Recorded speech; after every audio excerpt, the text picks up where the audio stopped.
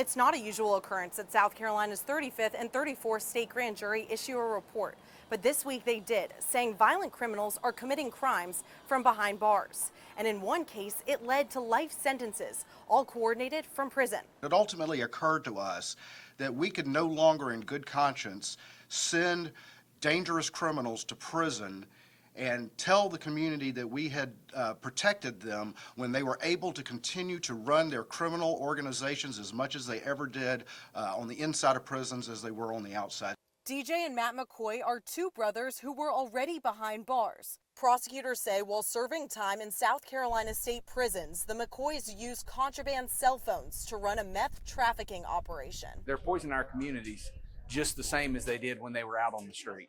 The only difference is they actually have a layer of protection, not necessarily from law enforcement, but from all of the other threats that come with living that type of lifestyle. Investigators say more than 600 kilos of meth moved across the upstate, all orchestrated from inside prison walls. Prosecutors say the brothers even got tattoos that read family tradition, which they say is a celebration of their criminal past. If anything needs to be underscored here, is that prison walls alone are not a barrier when inmates have access to cell phones. The McCoys weren't just participating, they were leading a massive narcotic network from behind bars. They illustrate public corruption.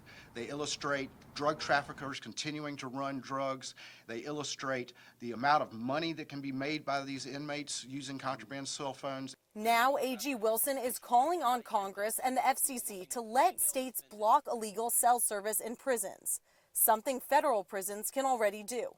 In Columbia, I'm Caroline Yaffa.